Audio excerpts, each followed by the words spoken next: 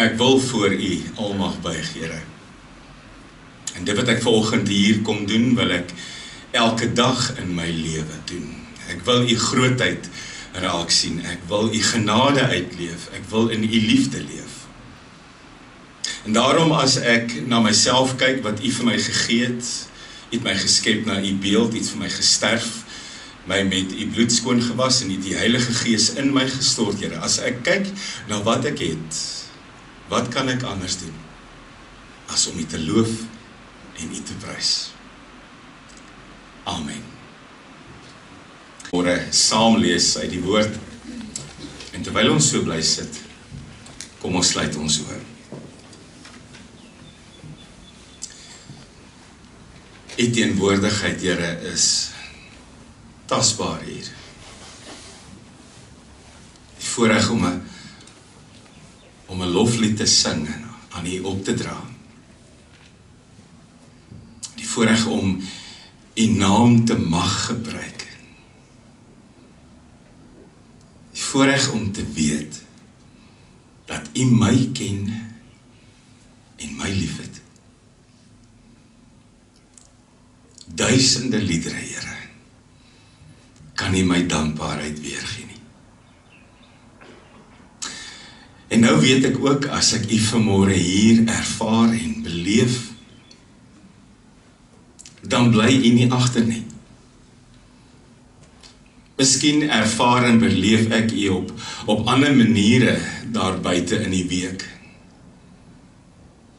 Miskien kry ek nie altyd die tyd om stil te word.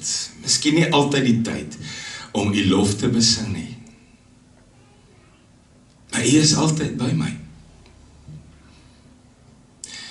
En miskien moet ek daarop let om dit meer kere raak te sien. Om meer kere net met U te praat, Here. Om meer kere net vir 'n oomblik stil te staan en te sê, dankie vir die voorreg om in U teenwoordigheid te leef.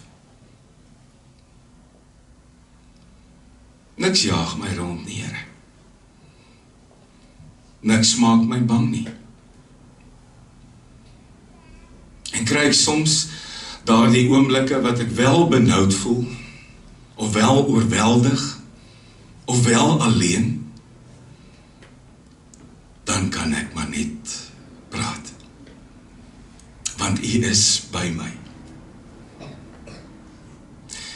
Daarom, Here, as ek deur die loop van die week ook aan liedere dink wat U naam besing, aan oomblikke dink waar ek iets in die Bybel gelees het, wat met my hart gepraat het, as ek in hierdie week met mense te doen kry wat U oor my pad gestuur het, as ek in hierdie week aan mense dink,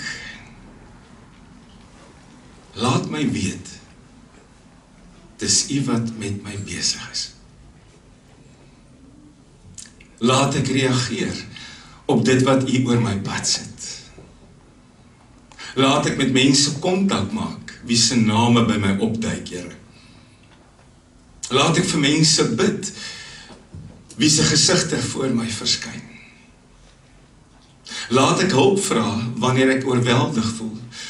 Laat ek dank en vreugde bring vir die kere wat ek besef ek leef in U hand. Ons bid vanmôre vir mekaar.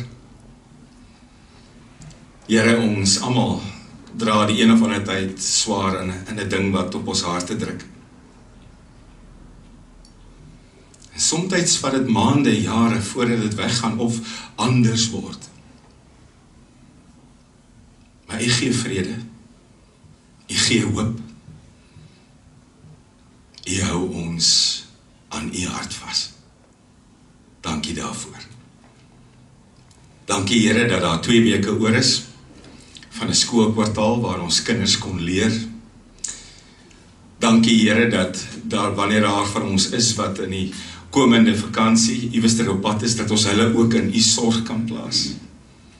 Dankie dat ons vir ons ouers kan bid, selfs al is hulle ver. Dankie, Here, dat ons enige iets altyd met U kan deel. U ken my hart. U weet, Here, wat ek dink, wat ek beplan, waarmee ek besig is. gee vir my leiding deur U Heilige Gees. Amen. Die eerste gedeelte, ter agtergrond, Matteus 10. Matteus 10, aanvanklik, dit lyk na 'n kennisneem gedeelte.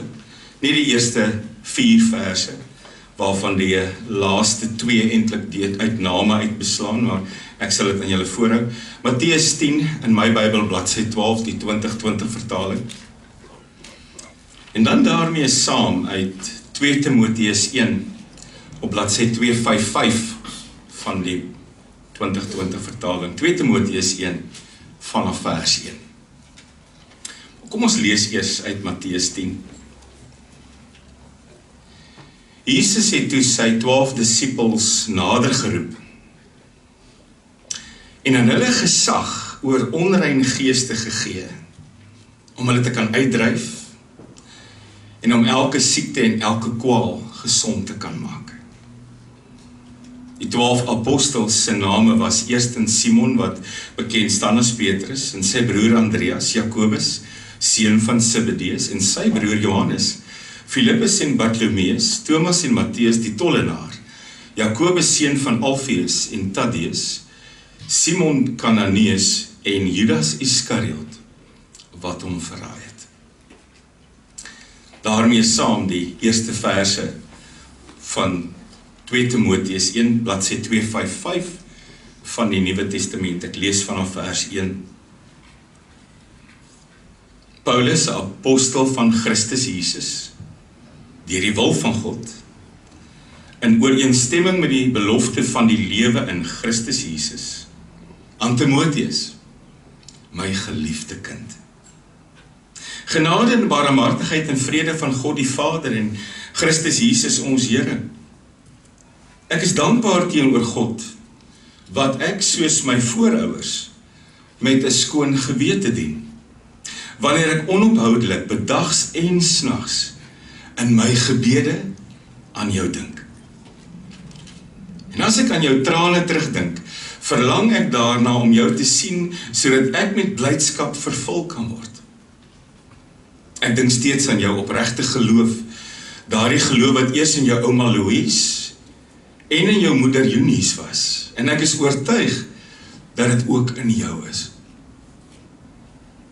Om hierdie rede herinner ek jou om die genadegawe van God wat in jou is, deurdat ek jou die hande opgelê het, opnuut aan te vuur.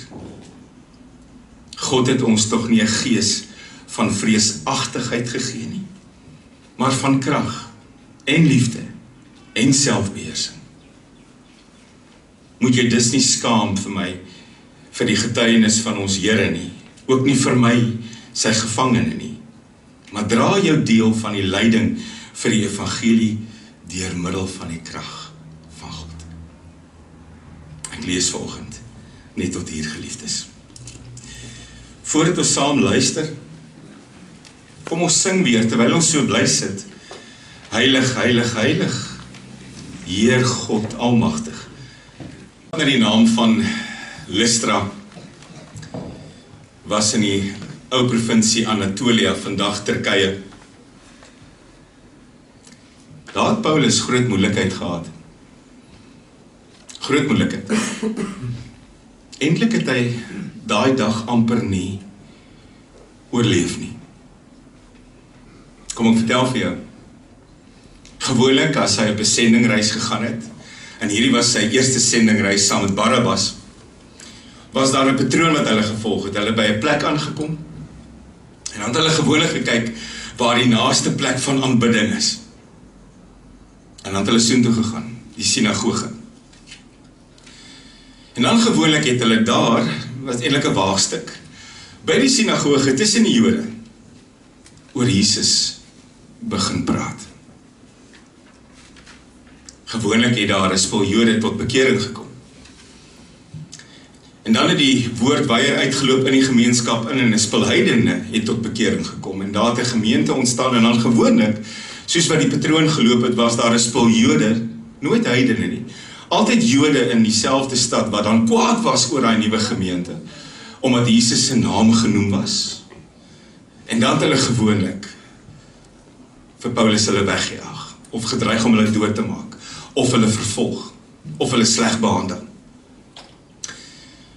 Maar die dag in Lystra was daar groot moeilikheid. En voordat hulle by die sinagoge kon uitkom, was daar 'n verlamde man wat hulle gesien het en hulle het hom dadelik genees. En toe kom die Grieke en hulle dink, maar wat het so pas hier gebeur? Hierdie twee manne het so pas iets gedoen wat net ons gode kan doen. En hulle dog toe nou, Paulus en Barnabas is hulle Griekse gode wat mense geword het. Hulle noem toe vir Paulus Hermes en vir Barabbas Zeus, en hulle begin hulle net daar aanbid. En hoe meer Paulus probeer keer, en hy skeer selfs sy klere, en hy sê, wat doen julle? Want daar is net een God wat aanbid word. Hoe meer doen hierdie ouens dit, en hoe meer word die Jode kwaader. En toe jy weer sien, toe dreig hulle nie net met klippe in die hand nie. Hulle sleep vir Paulus en Barabbas buite die stad en begin gooi. Jode kon goed klip gooi, dis een ding. Die woord sê hulle het hom vir dood agtergelaat. Wat beteken dit? Dit beteken ons het soveel klippe gegooi, hierdie ou lê doodstil en hy bloei oral te waar hy bloei. Ons dink nie hy leef meer nie. Gelukkig het hy nog geleef. En hulle is daar weg. Nou as iemand my met klippe doodgooi en my vir dood agterlaat, sal dit die plek wees waar ek nooit weer my voete sit nie. Nie Paulus nie. Met sy tweede sendingreis het ons verlede week gehoor waar hy Asië toe gaan, maar toe staan die Heilige Gees in sy pad. Die Heilige Gees sê, nie soontoe nie, soontoe nie. En dan is Paulus hulle weer op pad na die ander kant toe, en dan doen hy iets wat baie vreemd is.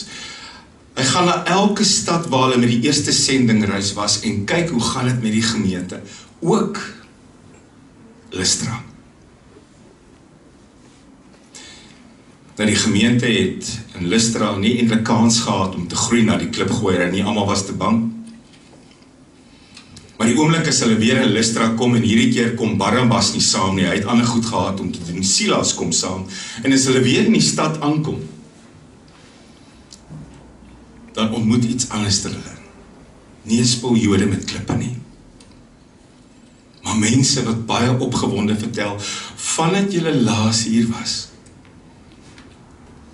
het hier 'n jong man tevore gekom, wat ons met sy geloof in ons spore laat vassteek. 'n Jong man wat ons beïndruk, 'n jong man wat ons laat vasklou in ons eie geloof, want hy stel 'n voorbeeld. Kom ontmoet hom, sy naam is Timotheus. Nou Timotheus het gekom uit 'n huwelik waaroor mense gefrons het daai tyd. Dit was 'n gemengde huwelik. Sy pa was 'n Griek, 'n heiden, en sy ma was 'n Jood. En in daai geval was dit eintlik 'n moeilike huwelik. Almal het gefrons, want 'n heiden wat met 'n Jood trou, hoe werk hierdie ding? En toe gaan sy ma nou nog saam met sy ouma, en hulle kry nog 'n regmerkie. Hierdie Jode word toe nog Christene ook. So eintlik was dit 'n gesin waaroor daar baie gefrons was. Hierdie heiden, die Griek, wat met die Jood getroud is, wat nou saam met haar ma nou ook 'n Christen is. En dan kom jy 'n mooi ding agter. Van jongs af. Leer klein Timotheus van Jesus. By ma Eunice en ouma Louise. Van jonk af kry hy dit in. Van jonk af word hy hierdie kind wat weet wie Jesus is. So teen die tyd wat Paulus hulle aankom, wil almal hê hy moet vir jonge Timotheus ontmoet, en dan ontmoet hy hom, en dan kom daar 'n uitnodiging vir jong Timotheus wat min mense gekry het. Kom reis saam. Kom leer van my. Kom word 'n medewerker in Jesus. Kom word gevul met sy krag. Gaan werk met sy gesag. Kom Timoteus. Jy's jonk, maar kom reis saam. Ek dink Paulus het gesien wat altyd 'n voorreg is om te sien. Hoe hy as hy eendag oud is, hierdie fakkel in hierdie jong man se hand kan druk en sê, gaan verder aan. Dis hoekom 'n jong mens se geloof 'n mens inspireer. Want jy weet die dag as jy stil word en jou oë gaan toe, gaan stop alles nie by jou nie. Dit gaan aan. Soos wat dit met jou aangegaan het, nadat jou oupa en ouma hulle oë toegemaak het. En ek dink Paulus het dit geweet. En so word jong Timoteus een van die groot medewerkers. Hy word 'n reisgenoot. Paulus gee vir hom al hoe meer verantwoordelikheid en hy leer by hierdie groot meester, maar meer as dit. Jy kom agter, hierdie jong man word die seun wat Paulus nooit gehad het nie. Daar's 'n besondere band tussen 'n mens wanneer die Here se bloed jou familie maak. Daar's 'n besondere band tussen 'n mens wanneer die Here se bloed jou deel maak van mekaar se lewens. Uiteindelik kom hulle in Efese aan. Efese sukkel. Efese het 'n permanente prediker nodig, 'n permanente dominee. En Paulus sê vir Timoteus, daar's hy. Dis waar jy gaan agterbly. Ek moet aangaan, ek moet reis. Ek sien jou oë is vol trane, ek sien jy huil verskriklik omdat jy moet agterbly. Maar dis waar jy die werk van die Here moet doen, hier in Efese. Moenie oor my bekommer nie, ek is reg. Ek sal aan jou dink, ek sal jou vergesel met my gebede. Maar dis waar jy agterbly. En dan gaan daar 'n tyd verby. En na hierdie tyd as jy weer inzoom, dan kom jy agter, dit gaan nie goed met Paulus nie. Hy bly doen wat hy gedoen het voor die tyd. Hy bly brand vir die Here, hy bly gemeente stig, hy bly teruggaan, hy bly verkondig, maar iewester het dinge vir hom lelik uitgedraai. Op hierdie stadium sit hy in die tronk in Rome. Hy's weer in die tronk. Maar die keer lyk dit nie goed nie. Trouwens, 2 Timoteus word die laaste brief wat Paulus skryf. As jy wil weet hoe klink die laaste brief wat Paulus geskryf het, 2 Timoteus. Net hierna is hy onthoof in Rome vir die geloof wat hy uitgeleef het. Maar as jy dink dit gaan nie goed met Paulus nie, gaan kyk vir jong Timoteus in Efese. Hy is nie in 'n tronk nie, daar hang nie 'n swaard oor sy kop nie, maar dit gaan baie moeilik met jong Timoteus in Efese. Hoekom? Want hierdie jong man bevind hom op 'n plek waar ek en jy glad nie wil wees nie, maar so nou en dan opeindig. Daai punt wat jy sê, alles word net te veel. Alles oorweldig my. Alles is vir my net te moeilik. En daar's 'n klomp goed wat hierdie jong man pla. Aan die een kant die vervolging van buitekant af. Die Christene word wreed vervolg. Aan dieselfde kant, die Christene wat die oomblik as jy Jesus se naam bely uitgeskei word. Niemand doen met jou handel nie. Niemand wil goed met jou verkoop en goed by jou koop nie. Jy krepeer eintlik. En dan is daar ook by omspanning in die gemeente. Daar's dwaalleraars wat goed verkondig. Daar's mense wat hom daar wil weg hê. Daar's opstand. Alles word vir die jong man te veel. En hy mis vir Paulus. Hy mis die een wat altyd daar was, soos Jesus vir sy disippels daar was en hulle hom gemis het toe hy opgevaar het, dieselfde hier. Hy mis hierdie leiding, hierdie bemoediging, hierdie raad. En dan skryf Paulus hierdie brief, die laaste brief. En hy begin die brief soos die eerste brief aan Timoteus ook gelei het. Dit begin met bemoediging. Nou wil ek vir julle sê, die band tussen hierdie twee was so sterk, hierdie pa en seun verhouding, dat van die 13 briewe wat Paulus geskryf het, 8 van hulle was of saam met Timoteus geskryf, of aan Timoteus gerig. 8 uit die 13. En hierdie besondere band, hierdie liefdesband, hierdie Christus se bloedband, kom dadelik na vore in die eerste woorde, my liewe kind, skryf Paulus. My liewe kind.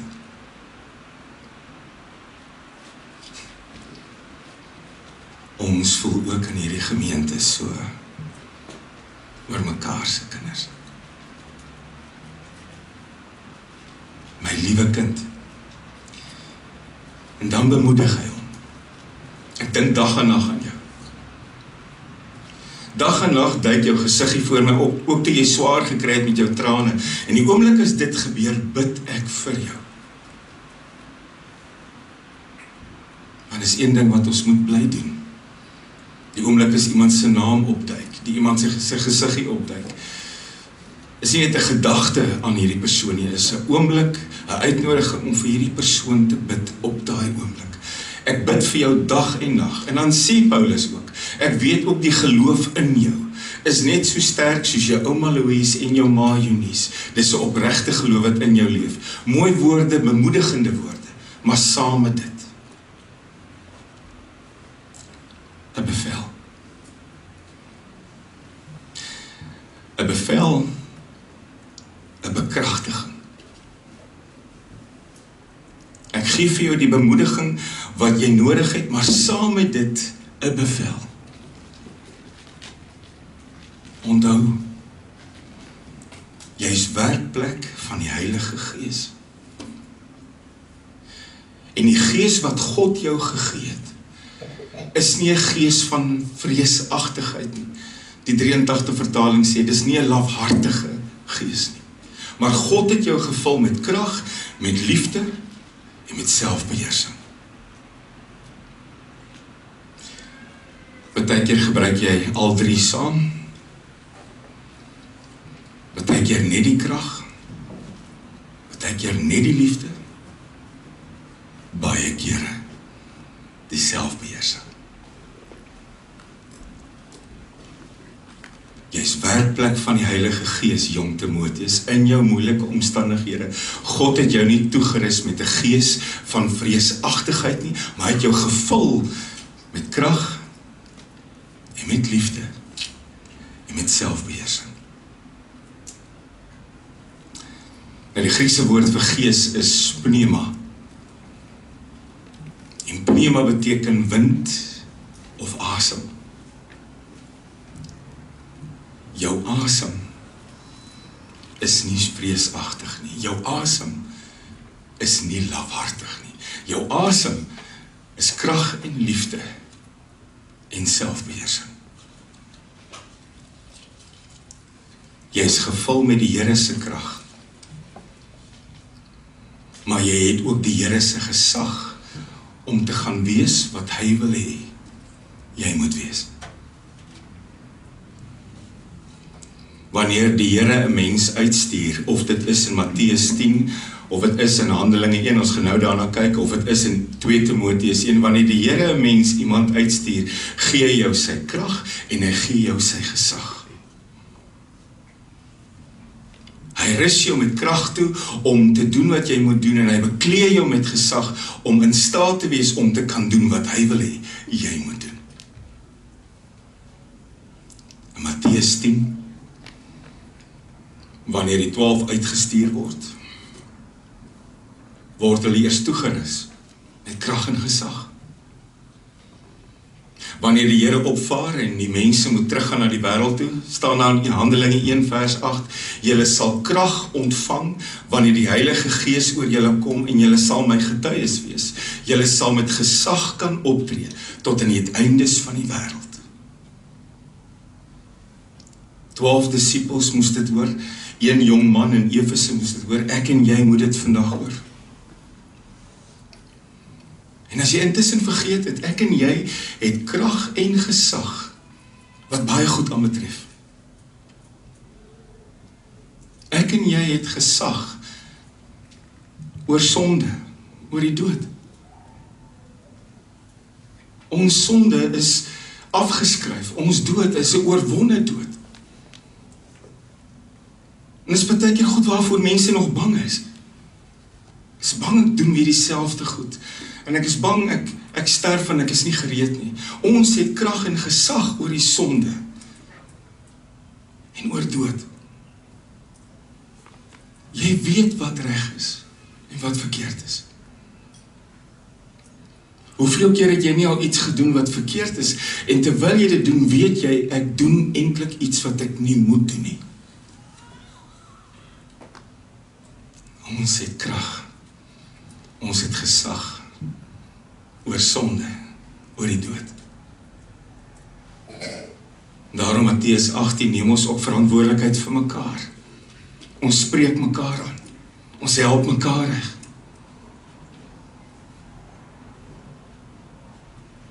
Ons is nie meer sondaars nie. Ons is verloostes. Ek en jy het krag en gesag oor die bose, oor die duiwel, oor die donker. Matteus 10 sê, Jesus bekleer die ouetjies met gesag, sodat hulle gaan in onrein geeste uitdryf en sê, daar is nie plek vir julle nie, en ouens gesond kan maak. Is soveel mense hier buite wat sê, daar is nie iets soos 'n duiwel, of 'n Satan, of 'n bose mag nie. Net soos daar nie 'n ewige lewe of hiernamaals is nie. Terwyl die woord sê, hierdie ou loop rond tussen ons as 'n brullende leeu wat alles wil verslind. En jy moet hom teëstaan, standvastig in geloof, soos elke ander persoon wat ook sy naam ken en bely. Weet jy wat vang my? As mense bang is vir die duiwel. Ek kom baie keer in mense se huise en is boekrakke vol boeke oor wat die bose kan doen, waarmee die bose besig is, hoe die bose jou kan bind en. Baie meer as oor wat Christus kan doen, hoe groot sy gesag is. Wanneer hy jou uitstuur in sy krag, het jy gesag oor die donker. Jesus sê wel, ons stryd is nie teen vlees en bloed nie, maar die bose gees in die lig. En een van die eerste goed wat hierdie gestuurdes doen in sy gesag, is om daai goed uit te dryf.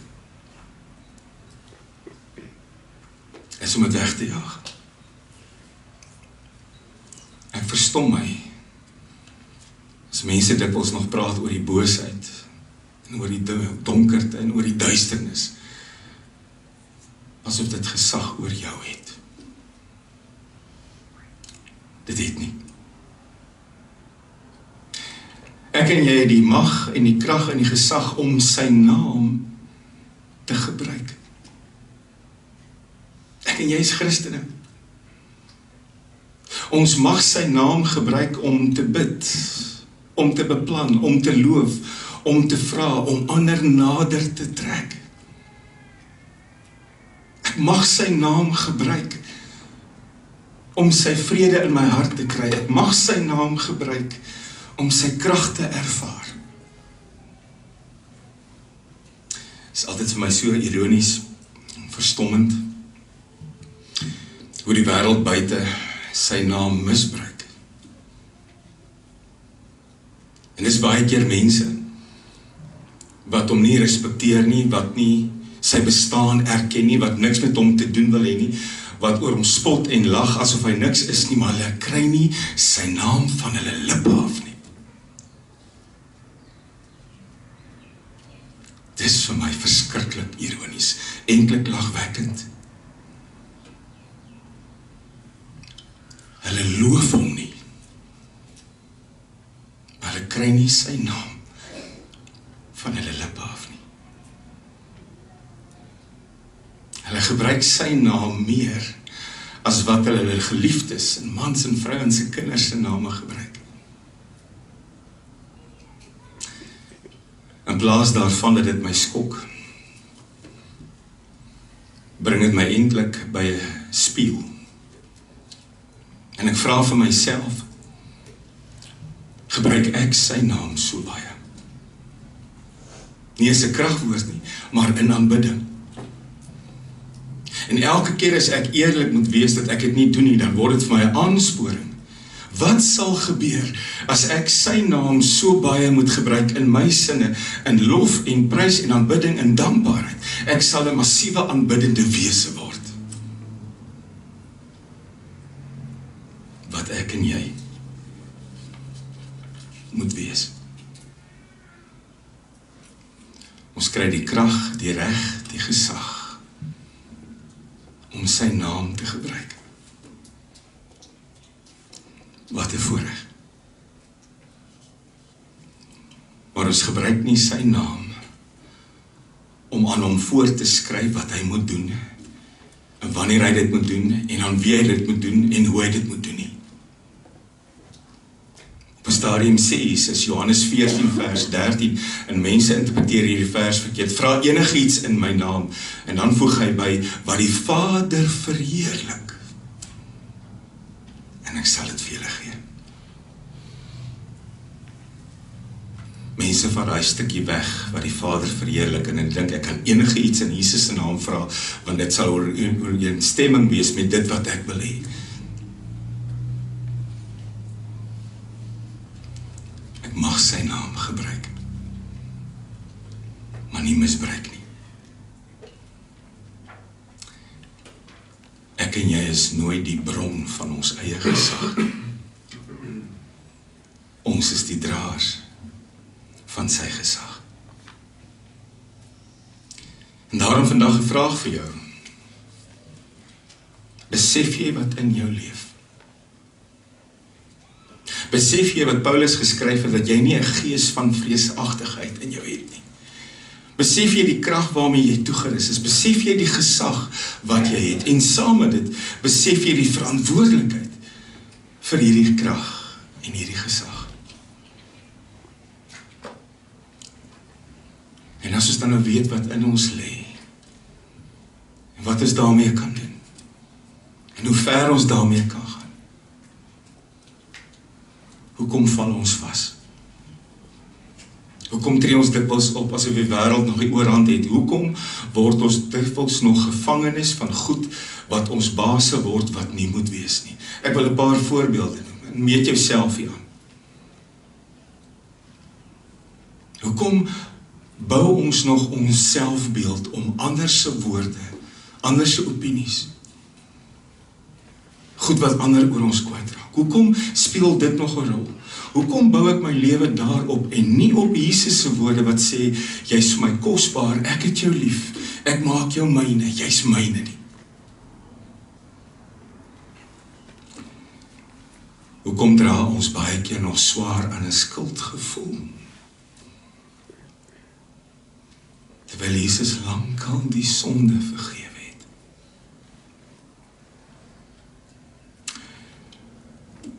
Hoekom is daar hierdie absolute vrees vir die bose? Wat ek kan sê, wat ek kan doen, wat ek kan regkry, wat ek kan bind. Terwyl Jesus die donkerte klaar oorwin het. In wie se gesag leef jy? En hoekom val ons vas in moedeloosheid en hopeloosheid en vrees en angs en bekommernis? As die Here ons toegerus het met 'n gees wat nie vreesagtig is nie.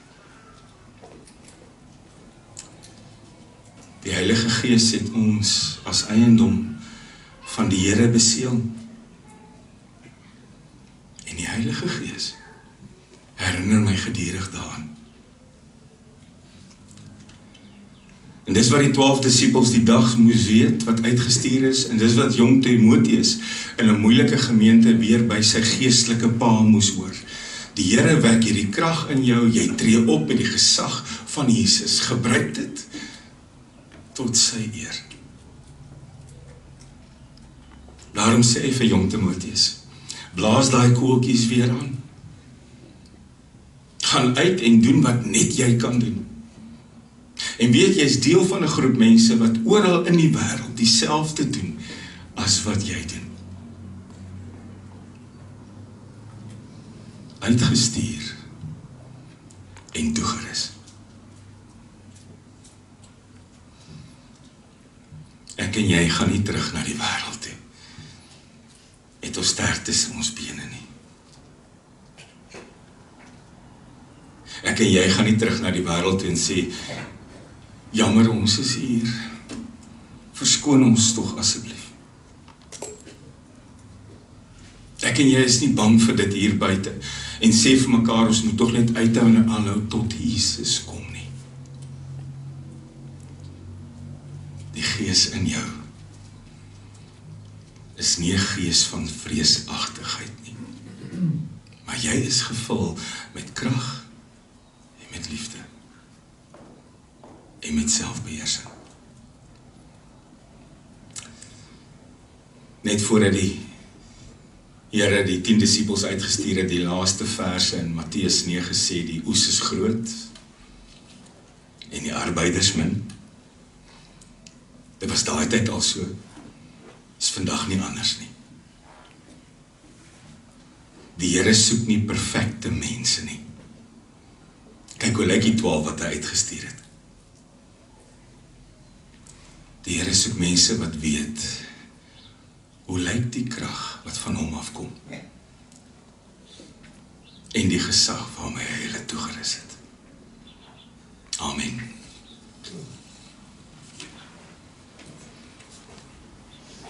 Ek praat met my Here, deur die Gees. Ek praat in woorde, gedagtes, gevoelens, gewaarwordings. Ek praat met dinge wat gebeur, nooit toevallig nie. Dankie dat U met my besig is. Dankie dat die krag wat ek ontvang het, die Gees wat in my woon en met my werk, nie 'n gees van vreesagtigheid is nie. Dankie vir die krag wat ek kry om te doen wat ek moet doen. Die liefde om te kan leef, soos wat U wil hê ek moet leef, ook as ek moet vergewe. En die selfbeheersing, Here, om te weet wanneer ek U beeld vertoon en wanneer nie. Dankie, Here, dat U vir my goed is. Amen. Vader van ons Here, Jesus Christus, liefde van God ons Vader, en die gemeenskap van die Heilige Gees, sal met die elkeen bly wees. Amen.